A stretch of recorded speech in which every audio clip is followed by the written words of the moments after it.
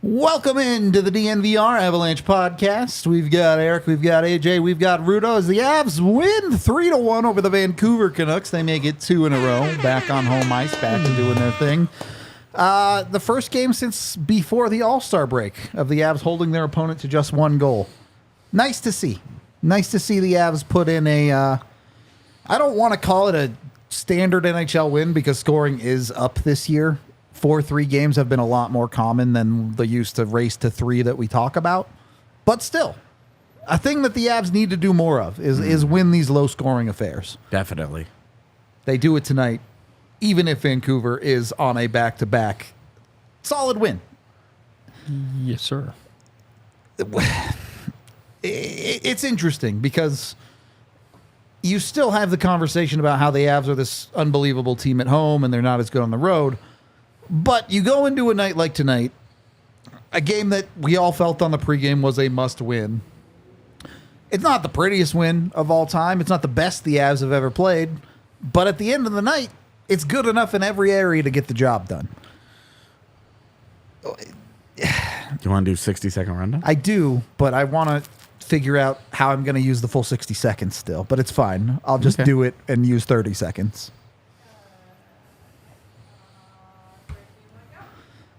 First period, Avs actually started pretty well, as has regularly been the case, honestly, for a while now. It feels like the first 5 minutes the Avs play pretty well, but ultimately do give up the first goal of the game. Not something you love to see, but you know what? Knowing the full story of the game, you give up 1 goal, who cares, man? 1 goal is not that big of a deal, and the Avs are able to answer that goal back with 2 goals from Ryan Johansen, 1 in the second period, 1 in the third period. It's been a long time since Ryjo's put 1 in the net, so he gets double his money's worth for this one. And that's great. Nothing but awesome feels about that side of it. Vancouver does score the game-tying goal, but it was clearly with a high stick, so it did not count. And Nathan MacKinnon continues his home point streak by assisting on the empty netter from Lehkonen to get your 3-1 final. Good job. 60 seconds. I want to start here instead of diving into players. I want to start with the special teams tonight. First of all, PK does a great job. Well done there. They killed the penalties they had to kill. Awesome. Well done. The second PK in particular, Yep. They lose Arturi Lehkonen for it. Yep. That's, at this point, their best penalty-killing forward available to them. No LOC and no Val in the lineup. Exactly. Yeah. And Andrew Cogliano has badly struggled over I would even say the last 2 months as a penalty killer. Cogliano has been a prime culprit in some of their problems. Yep. So it was not feeling good going into that 2 minutes. With the 1 goal lead late in the game. Exactly. Yeah. And Vancouver had spent the entire third period since Colorado took the lead pushing. Yep.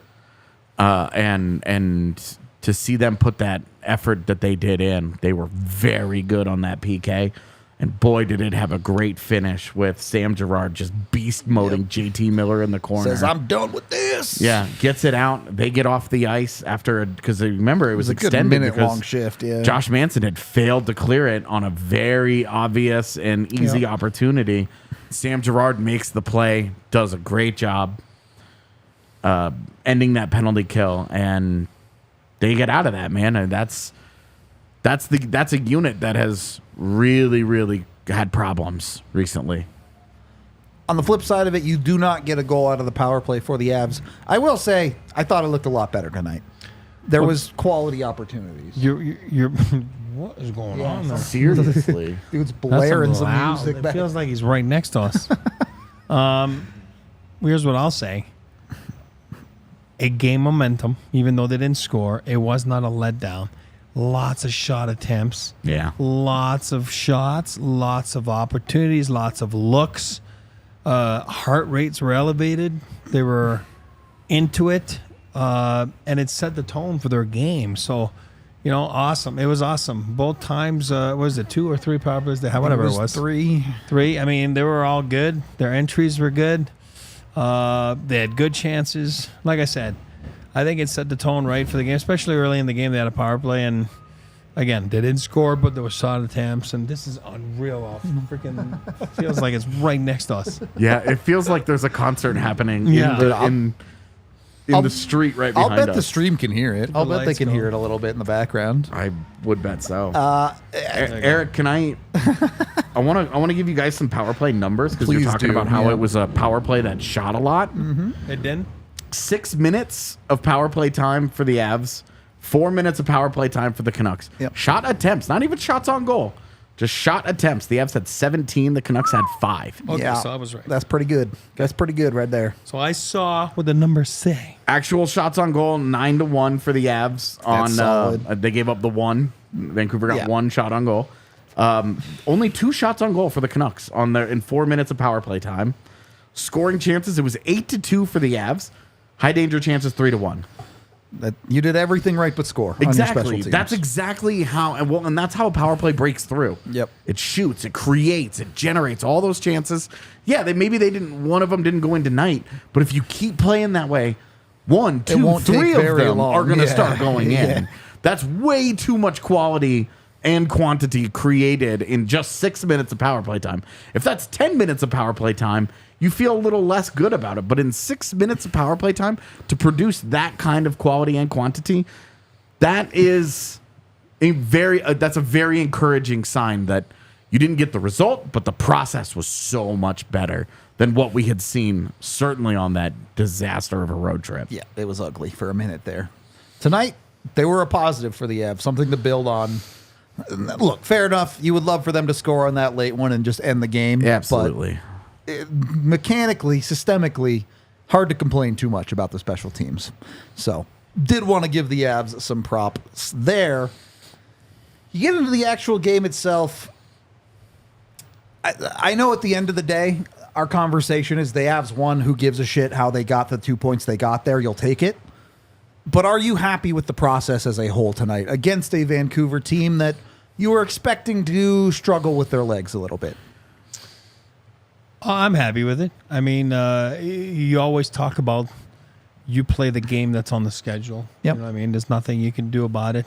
And I like everything about their game tonight. And I say, and I'll say it again, the Vancouver Canucks was a good test for the best winning percentage in the National Hockey League going into the game tonight. So this is a good team. Yep. This is a team on the rise. And by the way, we have our, sorry, Avalanche fans, but we have my new best friend there, Vancouver Canucks first pick last year, 11th overall, Tom Wielander. He's on the chat right now watching, listening. And the Vancouver Canucks are on the rise. And this is a team that's going to be good for years. And remember that name, boys. Tom Wielander, my new best buddy, the Swedish Viking, plays at BU. And he's on the chat right now listening. But they can have another shout out to him being second to the Avs. Was like yes, no, but I'm fine. just saying, like they had high praises for him this morning, Footy and Rick Tocchet, and they only had nice things to say about him. So anyway, I just wanted to take that 2 seconds to shout out to Tom. But Vancouver's a good team. That was my point. You know what I mean? And they're going to be good for years. You know what I mean? Like for years to come. They got cornerstones. I know AJ gets pissed, but hey, listen, they're my buddies. Footy, Talk, now Tom, they're my buddies. But somehow, they're doing good. But the answer to Rudo's question is, not to get off topic, is, yeah, that was a big test for the Avs tonight. Don't kid yourself. They knew that was a big test. And listen, talking to Talk this morning too, it was a big test for the Vancouver Canucks. And at the end of the day, that you played last night, that you got shit dumped for 10 last night, whatever it was. Yeah. I don't know. Is that a good thing or a bad thing? I always feel that's like... They're going to come out. Yeah, they're going to come out swinging. I thought they played a pretty good game tonight, Vancouver too. You know what I mean? Somewhere, like after giving up 7 goals in the third period yesterday, I thought it was a decent effort by them on a Sega Baba, right? Yep. From Vancouver's standpoint, they're now on a 3-game losing streak. Yeah. and they just finish up this like back-to-back Minnesota, Colorado double dip. They go 0-2. They get no points. Yep. Honestly, if I'm covering Vancouver right now, I'm like, I'm not worried about the Colorado loss. on well, this yeah, one. I'm like, they didn't get any points, but one, they've got some distance between them and everybody else in the West. So you're like, I don't feel that badly about it. Yep. They inexplicably blow a 5-2 third period lead By giving up 7 to Minnesota goals. in like a wild, like an absolute train wreck of a hockey game. And then on a Sega Baba in Denver, They're competitive for the entire game. They lose a rock fight Yep. with the Avs. Sucks to lose it, but they got the Avs into a rock fight. Yep. It's a low event, very low pace. It turned into a very low pace game where you had chances. The Avs just capitalized on one extra chance. Yep. And essentially win this game 2-1, and you just can't feel that bad of any with that outcome. Yep. Now, if 3 becomes 5, becomes 7, becomes 9, Yeah. then you might look at this double dip a little bit differently. But really, it's like given that they just lost 2 games in 48 hours, I don't think they should be coming out of it feeling all that bad about it. That absolute chaos monster of a game that happened yesterday, sure. But you lose a couple of those every year. I just don't think you can be that upset about it. You're like, eh. Oh. And then how it was tonight, like the game tonight, Vancouver should feel very good about it. For my money, they outplayed the Avalanche. When you asked your original question, do you feel good about how the Avs played? No, I don't. Okay. I don't feel great about it. I feel great about the result, and I feel great that the Avalanche won a game in which they didn't play great, in which they didn't completely and thoroughly outplay their opponent, and they got a better goaltending performance. And it wasn't solely the top line that drove the bus. I feel great about how that happened, because you need to win games like this. If you're going to win in the postseason, you're going to have to find games like this. But to calm people down, not you. I'm not saying you're not calming down. I'm saying anybody down. Remember, we said it before the game started. Freaking Vancouver Canucks is a good hockey team. They're going to have some spurts where they dominate. And that was the difference tonight. There was some spurts where they were better than the Avs, like you said. But the one thing, and again, I'm sure we'll touch into it later, is he made saves. He does. That's it. He made saves, and he made one more save than the guy across from him tonight. Yep. So that's the big difference. However you feel about Vancouver's season to this point, however you feel about their long-term viability as a serious contender, they've been the best team in the NHL this year. Yep. Through nearly 60 games, they've been the best team through the NHL. And they've built a nice little cushion at the top of the West. Everybody is chasing them. The entire Central Division is most likely chasing the second seed for the postseason. Look, So you have to give them credit for that. Sega Baba, they played yesterday. The Avs didn't. Whatever. Their defense is a little banged up right now. Whatever. Great. Look, that's fine. even if you don't believe in that team, the Avs get to say, hey, maybe we were the team that helped start them over the cliff, right? And even if not, like, that's a good hockey team that played well tonight. Yep. They outplay you and you win the game. Yep. Hockey is the one sport that you can say that happens more often than any of the others, where you feel like you can really outplay a team and lose. I don't know that I feel that they got that outplayed, to be honest. I don't think it was by a think wide it was a margin. pretty even game. I don't think it's a wide margin, but I think that they didn't have as good a game, and it's mostly because their top line just didn't dominate. That's true. When their top line dominates, they usually outplay the other team because they dominate by such a wide margin. I'm super comfortable saying the Avs played their B minus game outside of a handful of guys. I would give them a B- tonight. I think that's totally fair. I don't think it was a bad game by any. I would never say that this was a bad game. Not even close. And I think Vancouver played about a B- game too. And the Avs came out on top. I'd probably give them a B+, A-. I thought Vancouver played well. I don't think they played poorly. To me, this was I a like their team. perfectly even I game. do. I think this game could go either way on any given night. Definitely. Well, you look at the margins. You look at what the game-winning goal versus a couple of the chances that The Vancouver crazy has. plays in front of the nets there. Yeah, You know what I mean? Like, they have. could have gone. Vancouver has 2 empty nets that don't get scored on tonight. Where if we were on the other side, we're like, hey, sometimes the puck just doesn't go in for you. Sometimes crazy shit happens. Totally. And if we're being honest here, some crazy shit has happened in Vancouver's favor an awful lot this season. They're due for some things to bounce the other way. Exactly. for They've sure. been due for a couple of these so far this year. And Alexandar Georgiev was due for a night like this. I agree. Where, through no fault of his own, there's 1 or 2 That just don't go in. Yeah. There's 1 or 2 really good scoring chances that just don't find their way into the net that otherwise would have the rest of this year. Yep. And that's how you get a 1-goal game instead of a 3-goal game. The margin of error in the NHL is extremely thin. Yep. This is not as simple as, well, Georgiev played well versus Georgiev sucks. That's just not that Georgiev did play quite well tonight. But it's those couple of extra plays that the team in front of him helps him out with. It's a difference between a 960 and a 923. It is the difference. But we talked about it before the game. Be better by 1 save sometimes than the guy across from you, and he was. Yep. So I tip my hat to him. I'm the first guy to freaking complain about him. And I tip my night to him. we were like genuinely. We were 4 shots into this game for Vancouver, and he'd given up a goal. And I was supposed to say, yeah, was it a high quality chance? Yeah. but I'll stop you right there. That's the difference. Where the other games where it went south, It then the just next kept shot going, went in, yeah. right? Right. And then it was like 3 and 6, and you're like, shit, this is over, right? Yeah. And that was the difference tonight. Instead, it was didn't. 1 and 25. That's right.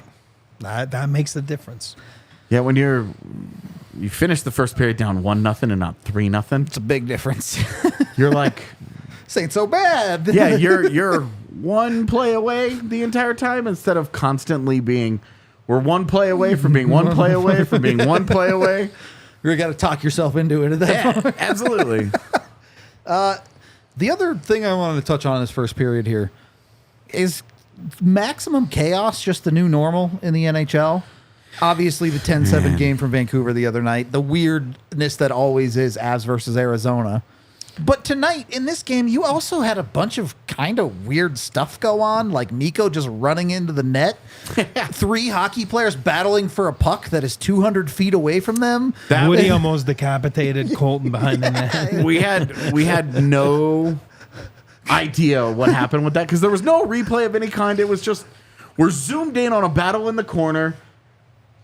Avs are bullying that guy that's on his knee in the corner, and then it's a quick cut to the puck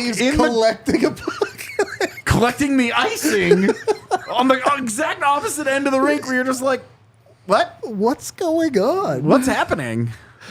Hockey's just weird, I guess. Yeah, and then they just quick cut to the face off, and we're like, Okay. Moving on, I guess. definitely odd. Yeah. Between that and then less unusual is a goal called back for a high stick, but not something you see every game. And It's pretty amazing that he actually touched it. Yeah. the funny thing, so Eric, I want to ask you this question. I'm not hungry, no. It gets called off. Every single person on the ice knows it's called off. What's the point? 18,000 people knew it was called Yeah, off. like- I mean, Both Canucks players had their sticks like they were Yeah. they Yeah. were doing the post-game celebration. They were so high. It's just a reaction, right? You're just like, oh, shit, I should have touched that. You know what I mean? Because the play's dead, right? You know what I mean? So it's just an instant. I like, think it's just an You're instant, just trying yeah. to touch it. You're not thinking about. It's just a straight up like, all right, we'll just go for it. Because both Canucks players, The second one in, they're like, it got called off, and they were both like, yeah, we're not even going to say anything. Georgiev's like, come on. The official's like, yeah, come on. No. It was hilariously high. Everybody. Yeah. Like dark jerseys, freaking light jerseys. Yeah. Everybody went You like, know this it's their bad It was hands very up, like, funny. no one Tom's on the not even team. looking at Yeah. the play. Like no one's like even like. He's not even asking the ref to come over. They're Yeah, just like, yeah, this you guy's- don't even look down and look at it Yeah. on the iPad on the bench. You're just No. like, give me a break with this. I mean, he almost touched a light like at the top. Seriously. Of the scoreboard. Some weird stuff. That's all I'll put out there. All right. Would you guys agree, though, that the end of this game was pretty tense? A tight one? Oh, yeah. Squeaky bum time, as some of us might call it. Yeah. The Avalanche power play Yeah. took a lot of the venom out of that. Yeah. Sure. Good point. But That really, Their it was power really play? about 8 minutes left to 4 minutes left. It felt pretty. with their power play right in the middle of that, Yeah. it was definitely butt clenching. Well, if you're looking for chill time, unlike a pressure 1-goal situation, Coors Light has got your back. Coors Light, fantastic way to enjoy chill time, to crack open a beer, have a good time. By the way, we're sponsored by Coors Light now. How cool is that? Kind of feels. it's pretty kind of cool. feels like we made it. Not gonna lie. Not gonna lie to you right now. Look, sometimes you just gotta relax. You gotta have the chill vibes. You gotta have. Who's the chillest player on Mikko? Maybe. Is he the chillest Ryan guy? Johansen. Oh, you're right. It's right. And look, he scored twice tonight. Bam. Be chill. Get 2 goals. Confirmed. The Just- Coors Light way. Being chill pays $8 million a year. Not bad. Not bad. Do it with the Coors Light in your hand. There's only one beer that's literally made to chill, and that is a Coors Light, because the mountains turn blue when it chills. You get the. I thought it was fun. Go get yourself a Coors Light when it's time to chill. You can reach for one, and you can even get it delivered directly to you. Get a Coors Light delivered straight to your door with Instacart by going to CoorsLight.com/DNVR. Let them know we sent you over there. Show us some love. Celebrate responsibly. Coors Brewing Company, Golden, Colorado. Then, once you got a Coors Light in your hand, you're chilling and enjoying. Maybe it's our podcast that you're chilling and enjoying. Make sure you get over to American Financing, too. Right now, American Financing can save you up to $854 a month by tapping into your home equity and wiping out high-interest credit card debt. $850 a month adds up to over $10,000 a year. That's a ton of money that they can save, and they may even be able to close your loan in as fast as 10 days. It takes just 10 minutes to get started, and it costs you nothing to see how much you can save, which is all American Financing. Is there like an alarm going off? Am I losing my mind? That is an alarm. I'm like, It's a timer, and it's not something telling us that we need to get out of this Yeah, building it's a- immediately. A bomb? Look, if we blow up on live on air, All-timer, sick. man. yeah, That's what an a way to all-timer. go. You said it the other At day. least As long they as it won. doesn't hurt. Right? As long as we don't suffer, you said. Call American Financing today, and you may be able to delay your next 2 mortgage payments when you call them at 303-695-7000 or go to americanfinancing.net/DNVR. That's 303-695-7000, NMLS 182334, NMLSconsumeraccess.org. Second period of the DNVR Avalanche podcast. We appreciate you, chat. You stepping up tonight. You usually wait until the third period to get us 100 likes, but you did it quick today, so thank you for that. This is some Dr. Dubs, a little vitamin W for everybody. Idea what this is yet again. Yeah, we're going to find out as we drink it.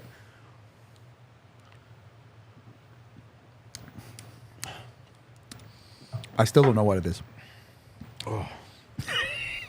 It's another kind of Celsius.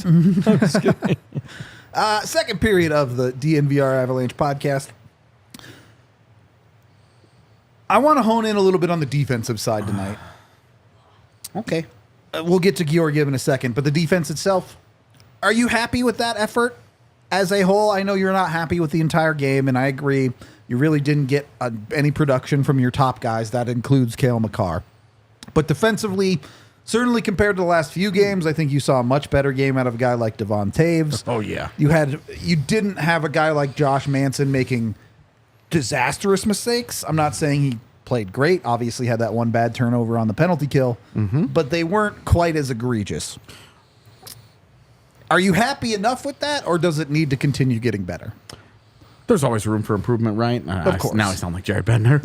But no, I thought it was, given that is a really good Vancouver Canucks team. I thought they were pretty good defensively. I thought their puck management at times created some extra opportunities for the Canucks.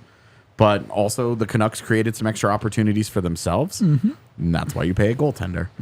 And I liked a lot of the defensive play from the Avalanche tonight. I thought it was pretty good. They were good. They weren't spectacular. It's not like they completely shut down Vancouver. But good. But a couple little special plays, right?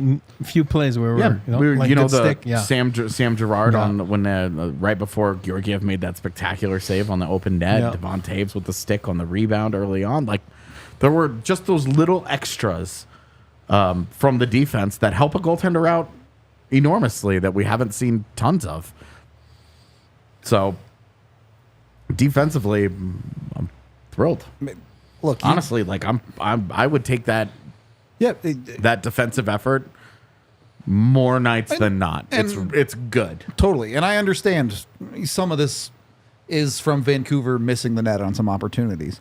But if you hold the team to 25 shots, you should win most nights. Yeah, I know that they played last night, but it never showed. Yep. So there's no like, oh, they ran out of gas. Oh, there was any of that. That they held a good Canucks team that played hard, wire to wire, to 25 shots. Yep. 25 shots on goal and decent high danger chances, decent scoring chance numbers. They're not great. But not out of hand either. My problem is that the Avalanche didn't do enough offensively. I didn't like their game offensively, but defensively, I'm pretty pleased with it. Thought it was good. Eric, are you team defense wins championships? Well, yes and no. Yes, because it does. And One that's day I'll get one of you to not answer both. It'll happen. Yeah, I know. No, but what I'm saying is yes, because it does. I don't know what to tell you. It freaking does. When it come playoff time, it does. But I also believe in top end players do too. You know what I mean? So that's why I'm saying it's a mixture of the two. But freaking frack, like if you look in the history of the game, like those defensive cores have always that are good, Gone like have far. always gone far, won. You know what I mean? But yeah, so the answer is yes. But God, does it help to have nice top end talent too? You know what I mean? Yeah. So Which it's is kind of funny a one and a because half answer. You know? top end talent for the Avs didn't super duper get it done tonight. No, but I was sorry. I thought I Yeah, meant like in a playoff series. No, Right? no, yeah, absolutely. Yeah. And Oh no, like tonight, yeah, that's yeah. I was like, whatever. you but know? it's a nice situation to be in where you're like, hey, the Avs do have this ability to do this defensively, and over the long term, their stars will be fine.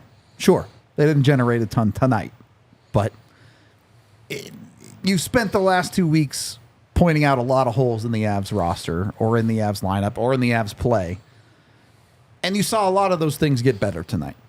Yeah. So, just wanted to shout out the defense a little bit. It's a solidly played game against a quality opponent.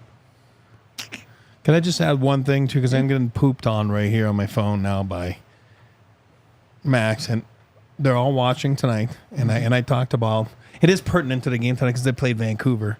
Tom Wielander, which is their first pick last year, I talked about him, but I didn't talk about Hayden Celebrini, and he's mad. So Macklin celebrating? no, Macklin Celebrini going to be the first selection this year, right? In the upcoming draft. His brother. Okay. He is also a Vancouver Canuck draft pick that should bolster their blue line there for years to come. So I just wanted to give it a shout out there. I felt bad because I only talked about Tom. So I'll talk about Hayden. Vancouver's in good hands. They got a good scouting staff. And then, hey, shout out to those guys. And thanks for listening tonight. No, Felt bad because it's like, you got to treat your kids right, the same way. You know a lot of guys that are about to spend the next decade losing to the Avs. That's cool. All right. Well, that's all. I agree with you. I'm just saying it's pertinent because it's Vancouver, And I just kind of felt bad. So, Now that, props to everybody who knows Yeah. Eric, which is everyone in the hockey world. No, I just felt bad. Now that we've covered the defense, I do want to get into our 3 stars of the game. While I don't think anyone say he would have a great game, our 3rd star did keep his home point streak rolling, even if it was on an empty net assist. That's why he's here. That's why he's the 3rd star. Sure. It's funny because when you talk about players like McKinnon, when you talk about players like Makar, you forget that they're like breaking records every day. It just becomes normal. that Yeah. these hockey players are doing stuff that hasn't been done in 40 years. Yeah, and like rewriting Colorado's Own record record books, books, where yep. they were record books that you thought between Forsberg and Sakic and Patrick Waugh. They're like, going to be untouchable yeah, for a you're while. not going to touch any of these. And Patrick Waugh's pretty safe still, but Sakic, Sakic's Certainly his under Avalanche siege. numbers. Yeah. So but Nathan McKinnon coming. And like you said, it's the 7th longest in the history of the league, so it's pretty special. Yeah. So I think it's the right call to put him at 3 there because it is special to keep it alive with 20 odd seconds to go in the game. So there it's are awesome. 41 home games in a season, and Nathan McKinnon has points in the first 27 of them. It's crazy. Like it's been going, like the streak has been going on all season. It is February 20th, and we are talking about there has yet to be a home game in which Nathan McKinnon has been not shut out of scoring. Like crazy.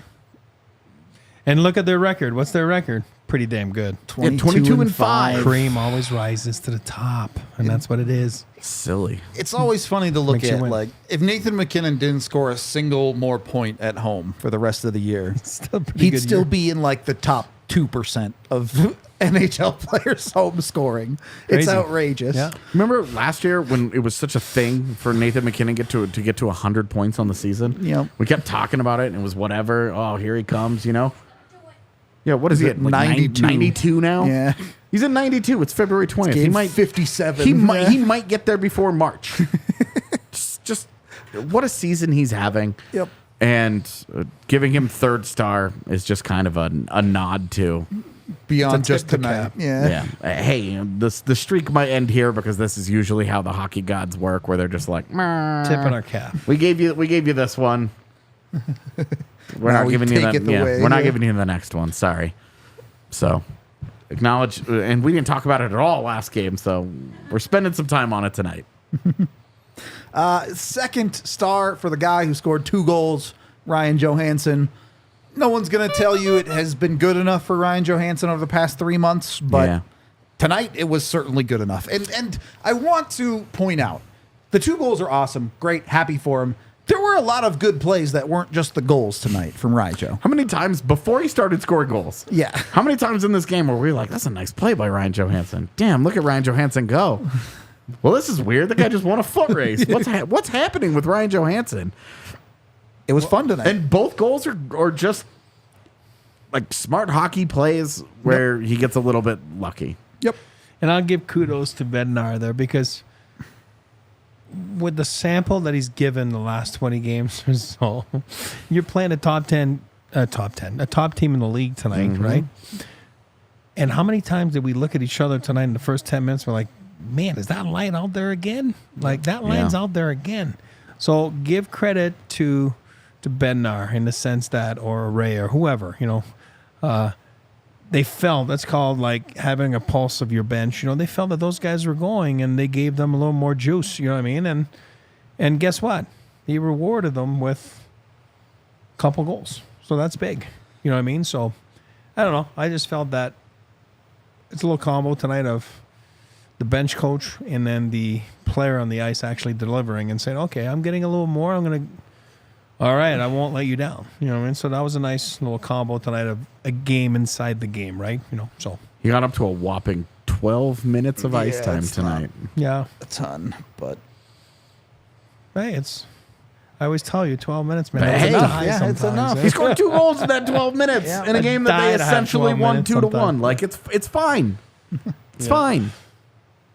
if it works, it works. I would, Yeah, you certainly needed put it. to You that needed way. it from somewhere, and yeah, you would not have expected Ryan Johansen to be where it came from, but it happened tonight. Yep. It's to me, it's also a little frustrating because you saw Where's this the been engine. for 3 months? Yeah. You saw he was engaged. It's not like he was just drifting around there doing the SS Ryjo thing. I love that name. Like it That's the wasn't. best name It ever. wasn't like that was happening, and he just kind of found his way to 2 goals. He was working. Yep. He was engaged, and this has always been the thing with Ryan Johansen. His entire NHL career, when he is engaged, he's a difference-making player. Yep. He's a guy that his size, his skill level It all plays in the NHL when he wants it to. And tonight he wanted it to. He got rewarded. So it's great for him. It's also frustrating because you're like, where would he be? Where would the Avs be right now if they got a more engaged Ryan Johansen? If they got this every other game, where would it be? It would just be, but, when they traded for him, this was the guy who they traded for. This was always the question mark. Yep. You can go back and watch the pod that we did when they traded for him, and we were like, engagement's a big problem here. Yep. Anyway.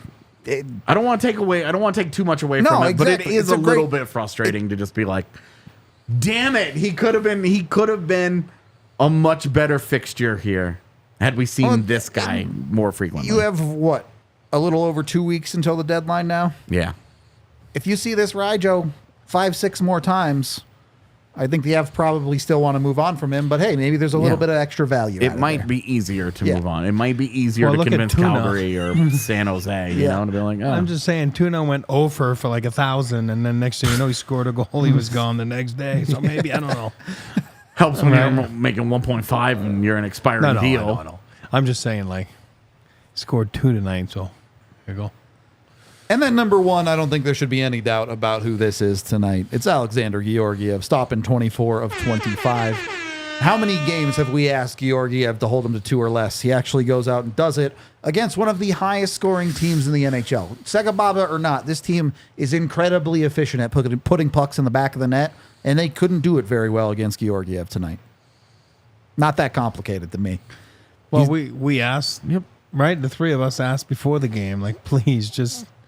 Right, he was your Circle K eater, right? And then we all agreed. We're like, all right, we'll let you have him. Yep. But we all agreed, like, it's like this is the key guy tonight because he has to be better than Segababa, but Demko did not play yesterday, so he was fresh, right? So it's like, all right, be better, and if it has to be by one save better than the guy from you, and it was by a couple saves more, right? You know what I mean? Whatever.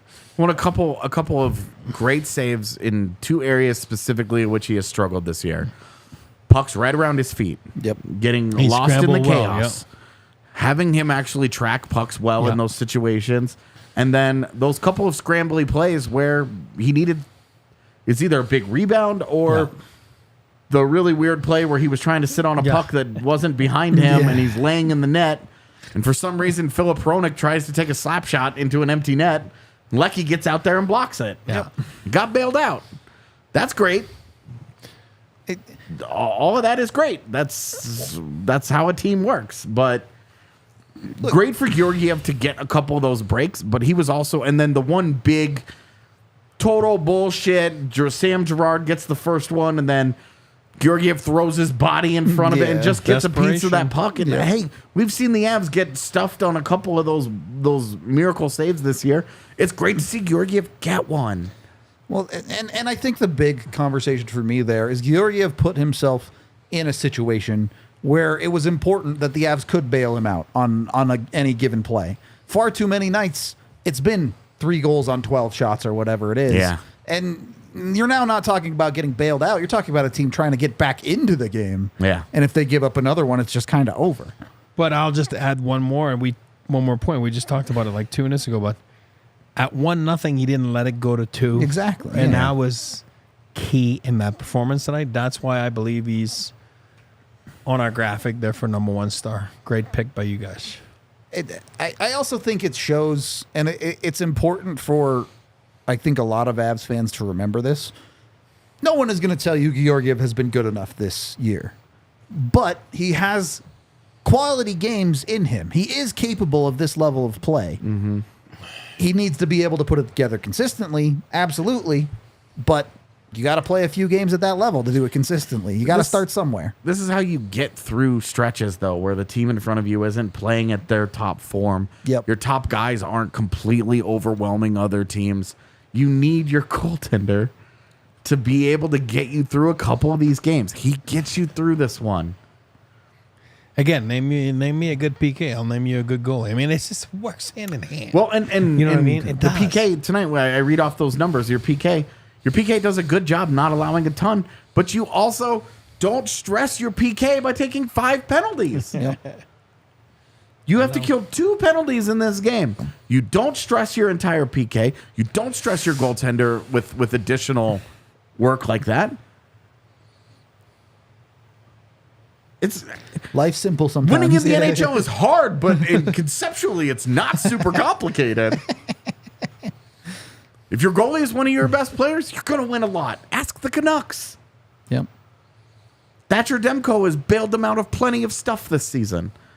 There have been a lot of games where the Canucks have been outplayed, but one, they can outscore their problems, but it's easier to outscore your problems when your goaltender is playing awesome. That it do be like that. Finally, the Canucks outplay somebody and they lose a game. That's hockey. Welcome to the other side of the coin. Like Or score 7 and lose a game. it just sucks sometimes. On that note, make sure. Oh yeah, sure. Baby Jokic also getting first star of the game. Yeah, Jokic also gave us a great reaction meme from this game as well. Will be used forever and for all of eternity. Yep. It's great. I love when Colorado athletes support Colorado athletes. Yep. And Kyle Freeland does not count. I'm sorry. He was born here. He grew up here. He does not count. Him going to an Avs game, it's neat. Shotgunning a beer isn't. Yeah, it's neat, but give me a break. I want to see Jokic at games the same way that I want to see McKinnon at Nuggets games. Hell yeah. You guys share a building, go to each other's games. That's cool guy shit. I'm here for it. On that note, if you want to bet on the craziness that is hockey, do it with Bet365. You can sign up with code DNVR365 right now. You bet $5 in any NHL game, you get $150 in bonus bets to mess around with on the site. Just have a little bit of fun with some free money, essentially. All it costs you is $5 for $150. It's a great deal. When you sign up with that DNVR365 code, I'm continuing my bad beat stretch. I took Georgiev over 25.5 saves. He had That's so 24. cold. That's cold. That's wrong. I took the Avs to cover 2.5. They won by 2. It's especially a bad beat because they had him at 20. They had Vancouver at 26 shots on goal And they initially. took one away, And then took yeah. one away after the buzzer. Tough look, man. It's a tough look out here. Not that you would have won that one. but You still. still would have lost, but it would have been a half save instead of 1.5. What can you do? You can't win them all. Feels like right now, if you fade my bets, you'll probably win a lot of money. So maybe take that angle on it with Bet365. Do it with them. Make sure you use that DNVR365 code. Or you can use the QR code on screen, too, of course, to sign up with a new account. You must be 21 or older, physically located in Colorado. And if you or someone you know has a gambling problem, call or text 1-800-GAMBLER today. And then when you win a whole bunch of money with Bet365, you're going to want to put that into a nice little account with Premier Members Credit Union. They're a credit union, not a bank, which means they like to do things differently. They give you options such as higher savings interest and lower loan rates. It's an organization that serves the community and the Colorado community in particular. You get local branches, friendly tellers, and the tools you need to save smarter, such as high yield savings accounts or earn 5% APY on your first $2,000 with a reverse tier money market. PMCU is the place to put your money. When you become a new member at PMCU, you'll get $200 just for opening a checking account and signing up for their e-statements. That's it. That's all you got to do, and they'll just give you $200. So you might as well go crack open an account today. This will be your best money move yet. Head to becomepremier.com to find out more and get yourself making money on your money. Third period of the DNVR Avalanche podcast. This team right now is proving that they can win games when they don't play their best, which is something you have to be able to do in the NHL. But also, it's been 3 weeks since we've really seen them play an A game. Mm-hmm. When they smoked LA. Yep. Going into the break, they just torched that team. Do they need to get back to that? Do they really need to play a quality game coming up here soon? Or can you live with B games continuing to win them stuff? I think more than anything, you're just talking about your top guys. It's not I that the agree. team. It's McKinnon, Mikko, and Kale, basically. yeah, those three guys. Kyle McCarr has 1 point in like his last 2 8, points, I think. something like that. I think it's 1 point since the All-Star break. Yeah. Nathan McKinnon has played some really good games, But has not gotten super rewarded for it. exactly. And statistically speaking, that was in Inevitable, my yeah. opinion, it was inevitable. I was the hater who was like, think of him as 110 to 120 points this year, not this 140, 150 shit that he's on right now. That's kind of what this looks like, the stretch he's gone through. Could still get to 130. You never know. He But could. Absolutely. I mean, he could. But there was a little bit of a drop-off that I think was inevitable for sure. him. Mikko, I think, is the one that I'm getting like real-world concerned about. I know we always say, hey, when the playoffs start, he's going to be there. But this level of apathy, for one, that's a big switch that he's suddenly being asked to flip. Not just hey, we need you to go from regular Mikko to Super Mikko. Right now, you're going from subpar Mikko to Super Mikko. Yeah. That's a concern for me. So that is a problem, but also just this is a level of apathy that he cannot, the Avalanche cannot continue to let him get comfortable with. He's had some genuinely just bad games where if he was not stapled next to Nathan McKinnon, he would not pick up assists here and there. Yeah. And he'll make a nice play or two. He makes the play at the beginning of the game that gets McKinnon on that little mini breakaway that he had. Yep. He's the one who feathers that pass through traffic. He'll make those kinds of plays. But you look at him on the power play, he's not a threat to shoot right now. They're not even defending him, and he's letting that happen. Yep. The confidence in shooting the puck is at an all-time low since maybe the first year of his career when he only scored 20. And it's weird to watch. Coming off a year in which he had 55 goals last year, you're looking at Mikko Rantanen going, oh, a 30-goal year is going to be a down year for him.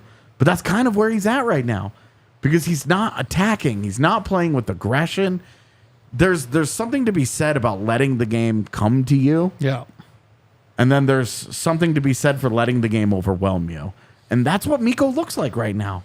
Well, it looks like he's too patient with it, and I'm getting concerned. I totally agree with you because he's the moose, right? And then he's got to take the bull by the horn and go. You know what I mean? I agree with that point you just said. Hiss is not a guy that can be passive. Don't be passive. 55 goals last year. You're 500 pounds. You got the best shot on the team. Let's go. Get in there and fire away. You know what I mean? Fire away. Gain that confidence. And once he does that, he's the guy that can score 10 in the next 5. And then we're like, oh, he's back. You know what I mean? And I do believe but it's right. It's hard to say it's coming because we're not seeing it right now. Right. There are no signs of it. That's right. I agree. And I think after last year, the lesson learned you would hope would be that look what happens when you're a monster. Yeah, it's like the disappointing smart kid in every classroom ever where it's like, look what happens when you apply yourself. Stop personally attacking And he me. gets a, me too, dude. Me too. You think I did homework as a kid? Fuck no. Like, look what happens when you apply yourself. You get a 98 on the midterm. Yep. You know, and it just doesn't look like he's applying himself. Yeah. The way that you want him to. You want him to have taken last year and say, do you see how dominant you can be when you are full out Mikko Rantanen? And he's gone the total opposite direction this year. And the only reason his production is in the neighborhood that it is because he plays next to Nathan McKinnon. I think I'm a little less concerned with you than you guys are, but what I will say is, great, they've won these last 2 games, awesome. But you look over this last stretch of 8 to 10 games, and you're talking about the Avs struggling to find wins. And in multiple of these games, you're looking at their best players are the ones that costing them the game. Yeah. At a certain point, you have to look at those games and say, Mikko, we can't deal with this anymore. This is when we need you to step up. It needs to start happening. You need to start seeing real signs of it because you can't just chill for 65 games, show up for the last 17 and then go, all right, playoffs, let's do this. Because I thought at times last year, I thought both McKinnon and Rantanen were pacing themselves, knowing that they were going to have to carry so much of the load because of the roster deficiencies. Yep. And because they had such a short offseason.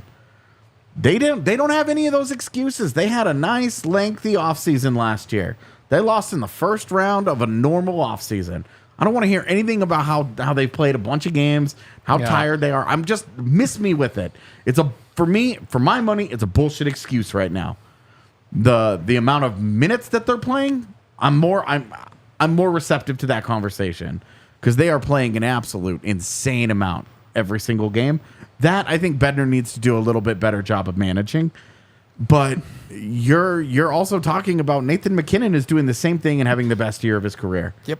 And Mikko Rantanen is shrinking from that test, shrinking from that challenge actively. I don't know where that middle ground is because we saw Makar last year played so many minutes. He was killing himself. Yeah. It decreased his effectiveness. That Bednar learned from last season has decreased the usage of Makar this year and for a while was getting an unbelievable version of Cale Makar. Level stuff, yeah. Now you have Cale Makar struggling quite a bit more, which is just a totally different thing. But you're seeing Cale's trying to work his way through it. He's doing some superstar stuff at least once a game where you're just like, this just isn't going for him right now. He's not picking up some right points. up until he shoots the puck. It looks great. Exactly.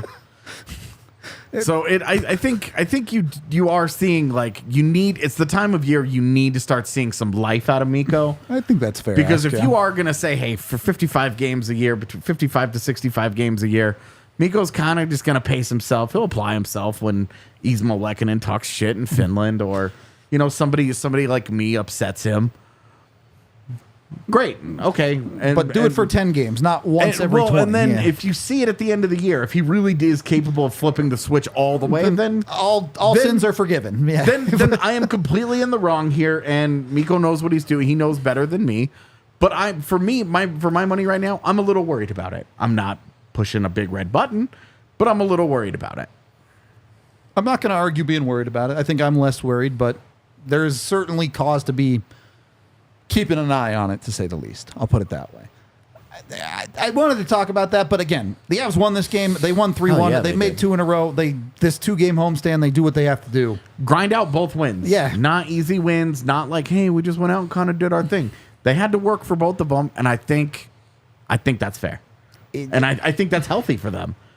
Grinding out some more of these wins, getting them into more of a playoff mindset. That's exactly I also think it's going to be healthy for them to be in a standings race and not... Last year, it was we're chasing Dallas down, and that is it. Yep. Right now, they're in a whole mess of teams. They're the home ice, not home ice, their matchup. Everything is up in the air. Yep. And I think that's healthy for them, and I want to see them continue to grind out some of these games because we've talked about, hey, their third period's not great. The third period tonight wasn't great, but they outscored the other team 2-0 in the third period. If that's not great, you're doing pretty good. And guess what happens? Now, you play on the road Thursday. You win it. When is that? That's a winning streak, baby. Frank the Tank, buddy. You are streaking. Right? And then think about that. How negative it's been lately. And now all you have to do is just win one little measly game Thursday, and then you're like, oh, the Avs are on a winning streak. Serious it's question. amazing how quick it can change. Serious question. Would you guys play Annunen in Detroit? No. No. Not that I'd be opposed to it, but Georgiev, you just got the best game from him in And then it's Thursday. 2 What's months. today? Tuesday? Today is So Tuesday. Thursday. It's just Thursday.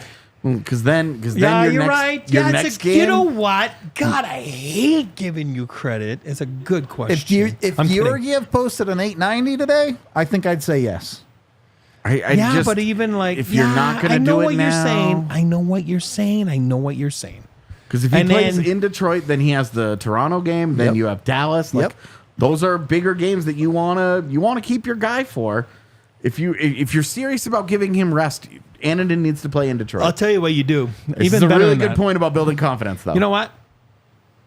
What's their roster at right now? Is it a 22 or 23 or? I honestly somebody- don't even know. They have. Anyway, what? I'm too I don't- tired I tonight don't- for the rules and I don't everything. I was check. going to say, you know what? You don't even send him to Detroit. You let him sleep in his own bed right now. Then you send Annunen, and No, they can sit him for both the Chicago games if they really want to rest him. Yeah, you can do that one time. I'm fine with don't that. go to Chicago. You know, I'm not going to sit Those him. games are in 2 weeks. I know. I know. That's a good. You know what? It's a valid. I'm not point. going to sit him right now. And It's a valid point. If we were talking about, we spent a decent chunk of the first half of the season talking about overuse, the wear and tear. I hear you. Were you serious about it or not? I For mean, my money, because they even talked about it. Bednar was like, we've played him too much. Bednar also said there's nothing wrong with playing a goalie 65, 70 games a And year. I agree with him. I agree with him. We also know that the Avs don't play nearly as much on a per day basis in the second half of the season. They take a lot They've of had days games off, played. yeah. The real grind of their schedule is over for the rest of the regular season. That big, long, extended grind happened between the end of Christmas break And the All-Star break. and the All-Star, and immediately the 6-game road trip coming out That's of it. true. That's true. That was it. That was the end of the big grind for the Avalanche schedule this season. The rest of the season, you look at it, bunch of 2 days off. So you could make the argument that, hey, yeah, you could play Georgiev 12 games in a row, but he has 2 days off between a bunch of those games. So that grind is nowhere near the same. And yes, I get it. The first Chicago game's not till the 29th. That's what I'm saying. I understand where you're coming from, but if you rest him that Chicago game, you then could rest him the Chicago game March 4th a week later too, if you really wanted to. Then you have a stretch of Wings, Minnesota, and a back-to-back of Calgary and Vancouver. Get through the next week, and you have a bunch of potential rest games coming up for Georgiev if you want them. All games are potential rest games. You just have to You're be not willing wrong. to fucking do it. You're not wrong, and That's all it is. man. and I don't even disagree. I'm fine with playing in a handful or more games down the stretch. I just don't want Georgiev just sit and have to say, "Man, I felt like I was just getting in a rhythm." I think it's a fair point. He played so well tonight that you at least want to see how he does against Detroit. But if he goes out against Detroit, gives up 4 goals. Yeah, then you hurt him. I get it, but So for me, I would just rest him. I would say, you know what? You're our guy. We're just going to do it. either way, Avs team got to come out and show up on Thursday. Before we wrap up our conversation here, we are brought to you by the folks over at Red Hawk Roofing. I can't make a meme about how you need better goaltending because Georgiev was great. No leaky So, roof tonight. Maybe put Georgiev on your roof and he'll solve all your leaks. Or do the smart thing, call Red Hawk Roofing. Will he just bat the rain away? Full gear. Red Hawk Roofing, you can get a free inspection from them where they go up on your roof, they take pictures, they do it all for you, make sure everything's good up there. They'll give you a whole little packet portfolio about what's going on in your roof. You don't have to even get anything fixed if you don't want to, but they'll let you know what's up. And then if you want to get it fixed, Red Hawk Roofing are the best roofers here in Colorado. They're local, they're awesome. They honestly just great at what they do. Go get with them. Go to redhawkroofing.com today. They also have 24/7 emergency services if you do have an unfortunate situation where you spring a leak or something like that. And then, if you want to go watch the Avs in person, since they are allowed to play at home now, or, if you're an out-of-state fan and they come to your town, Game Time, the way to go. When you sign up with Game Time with the code DNVR, you get $20 off your first purchase.